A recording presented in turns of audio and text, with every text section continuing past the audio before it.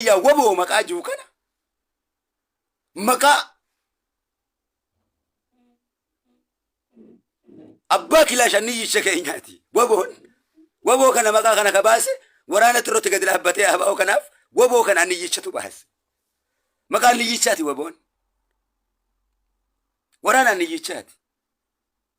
Kagaalatis loon tiisuuf qawween tiisaami waboodha maqaan isaa. Malee waan biraa jechuu miti.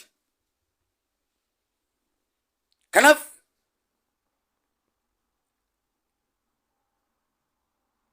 kun guyyaa seenaati malee guyyaa gosaati miti.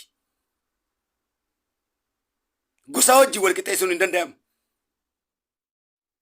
Kun seenaa qabsaa'ota Oromooti fi Oromiyaati.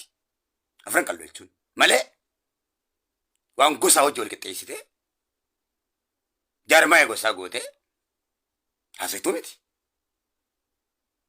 Yookaan waan morkituu ni miti. Anni yichi immoo eega xirrootti qabsoon akkasii gad dhaabbattee booda humni waraanaa ijaarame booda xirrootti asitti ijaarmee gad dhaabanii katabee mayyuufan siin jedhe. Katabee mayyuu murawwaa hoggaan siin jiru siin galu.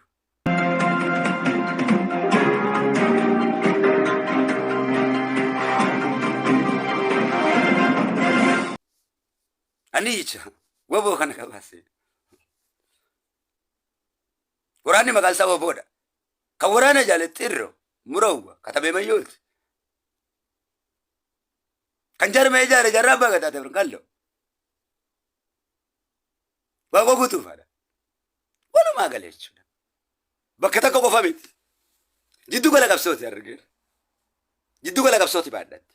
Oromoo hundaaf qabsaa'onni achitti akka wal gahu. Maaliif qabsaa'onni maaliif wal gahu bakka laal Wallaggatti jaarruu moo ja'an Wallaggarraa eegalluu moo qabsootana ja'an Shawarraa eegalluu moo ja'an Arsiirraa eegalluu Baaleerraa eegalluu ja'anii wal mari'atan tatta'anii lakkii ja'an Booranarraa jalqabnu Jimmarraa jalqabnu ja'an hayyoota nu hundi wal ga'aniiti beekadhu koora ta'aniiti paarlaamaa ta'aniiti abbootiin teessan lakkii ja'an Harargeerraa jalqabnu nu wayyaa ummanni kun ummata dammaqee waan ta'eef ummata jalqabaas waldeessan jaarree gadi dhaabnee qalloo jechuudhaan jaarree waa hundaan dammeessine waan ta'eef ummanni kun diinatti dabarsee nuun kennuu jedhan.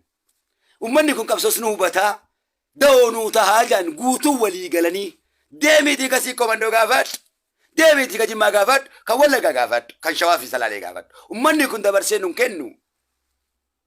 Ummata kana keessatti gadi jaaramnaa dhaaba kana gadi jaarrannaa janichitti wal ga'ee guutuun ilmaan Oromoo jiddu gala qabsoo Harargee godhatanii jechuudha walii galee paarlaamaan Oromoo koora ta'e. Ifa moo ifaami? Akkasumatti seerri Oromootis san duraas tumamoo hoggaatitu bakka iyyuu odaa bisil jalaas odaa roobaa jalaas odaa nabee jalaas hoggaataan hoggaa tumamuu didu. Numa fixan Oromoo tana. Osuma deemoo odaa bultum jala dhufe. Achitti seerri Oromoo tumamee fi bulee jechuu kanaaf bultum janii. Duuba akkanatti haasa'ii malee odaan